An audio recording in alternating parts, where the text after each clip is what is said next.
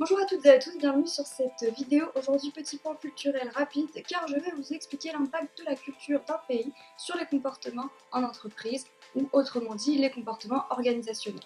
Avant ça, je vais vous exposer deux théories qu'il faut que vous ayez en tête. La première, c'est la théorie d'Osted, un psychologue néerlandais spécialisé en psychologie sociale, qui lui classe les cultures en 5 dimensions. Donc la première dimension, c'est l'individualisme et collectivisme, qui différencie les cultures sur la manière de résoudre un problème et de trouver une solution donc de manière plutôt individuelle, centrée sur nos besoins personnels, sur nos intérêts personnels, ou alors à l'inverse, qui favoriserait plutôt le groupe entier. Bon, il y a énormément de retard pour l'OC54, il y a une baisse de performance énorme. Quelqu'un a une idée pour le problème? Moi, je sais. Non, moi, là. Non, regarde.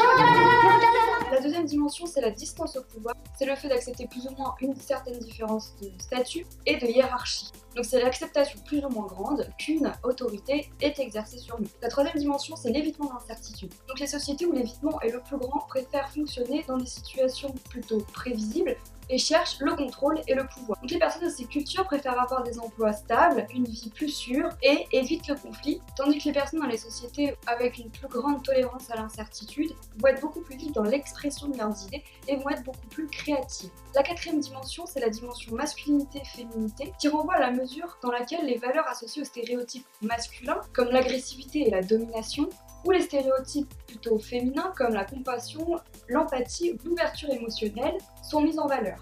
Et enfin, la dernière dimension, c'est l'orientation temporelle qui désigne le point de vue d'une société plutôt à court, à moyen ou à long terme. Bon les gars, il faut voir loin. On est lundi, faut voir au moins jusqu'à mercredi pour anticiper la concurrence parce que là, elle nous colle au derrière. On s'active.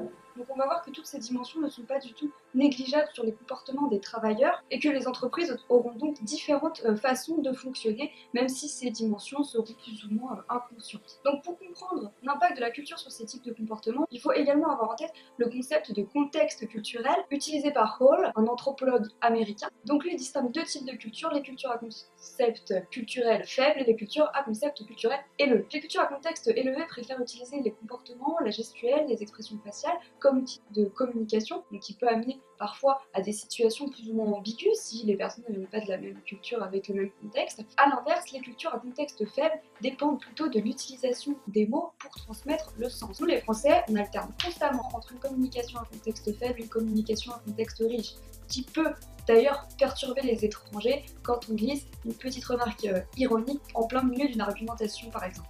Donc, dans les entreprises, les comportements, en passant par tous les points que je viens de citer, vont être affectés par la culture. Le premier, ça va être la motivation. En fonction des entreprises avec une culture différente, les managers vont avoir des manières différentes de motiver les employés. Dans nos sociétés françaises notamment, on pourrait penser que la motivation peut passer par des motivations matérielles. Mais pour un pays collectiviste, l'effet peut être tout à fait l'inverse. Au Japon, par exemple, le fait d'offrir une récompense individuelle peut gêner le bénéficiaire et être à l'inverse complètement démotivant. Pareil pour la dimension masculinité-féminité, une organisation ancrée dans une culture dite masculine préfère motiver ses employés en offrant des récompenses matérielles ou financières, tandis qu'avec une culture plus féminine, les entreprises auront plus de chances de motiver leurs employés par des avantages améliorés, des congés ou des récompenses symboliques. Si bien que dans ce genre de société, les travailleurs ne font aucun lien entre leur performance et les cadeaux qu'ils reçoivent. Le deuxième comportement organisationnel impacté par la culture, c'est la communication, notamment la manière de communiquer les informations. Car évidemment, même si nous parlons la même langue, une même phrase peut avoir un autre sens en fonction des cultures. Les styles de communication verbale sont une autre façon pour les cultures de varier leur mode de communication. Dans les cultures qui emploient un style direct, l'orateur essaie de transmettre ses vrais sentiments à travers ses mots. Dans le style indirect, le locuteur choisit des mots pour cacher ses sentiments réels. Par exemple, les Nord-Américains qui utilisent le style direct préfèrent utiliser non ou je ne peux pas faire ça s'ils sont incapables de conclure une entente particulière. En revanche, un orateur coréen pourrait préférer dire « je ne sais pas » ou « c'est peut-être possible » ou « c'est intéressant en principe » plutôt que de dire non directement. Donc du coup, la mutation de poste à Montigny-le-Bretonneux, c'est toujours bon. Oui, pourquoi pas le principe même d'être muté ailleurs en France ne me dérange pas, c'est tout à fait envisageable, mais c'est vrai qu'il est hypothétiquement pas évident, des contraintes familiales, mais le style direct est commun dans les cultures individualistes à faible contexte et le style indirect dans les cultures collectives à contexte élevé. Le style direct permet à l'individualiste d'exprimer clairement ses sentiments, tandis que l'orientation collectiviste est plutôt de maintenir l'harmonie au sein du groupe. Donc la culture a également un impact sur le style de communication non verbal. Par exemple, le sourire indique habituellement le bonheur, le plaisir, mais pour les Asiatiques, il peut aussi être un signe de gêne ou d'inconfort.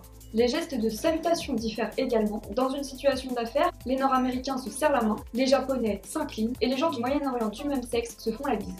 Le troisième comportement organisationnel impacté par la culture est la résolution de conflits. Les personnes vivant dans des cultures à faible contexte considèrent que les conflits sont instrumentalisés. Ces cultures voient le monde en termes d'analyse et de logique linéaire et séparent les personnes avec les questions, et notamment les personnes avec les conflits. Donc les désaccords publics sont acceptables, les gens peuvent avoir un conflit et maintenir une relation amicale par la suite. Et pourquoi tu veux pas l'apprendre, Madame Collet? Marie-Noël Collet-Potier, bah alors déjà parce que son prénom fait 3 km de long et puis Tout de suite, la discrimination basique. Basique, parce que c'était pas pertinent pour le CV. Bah si c'était pas Ça va mettre qu'elle était vendeuse. Tu m'énerves, viens on va manger parce que j'en peux plus. Ok.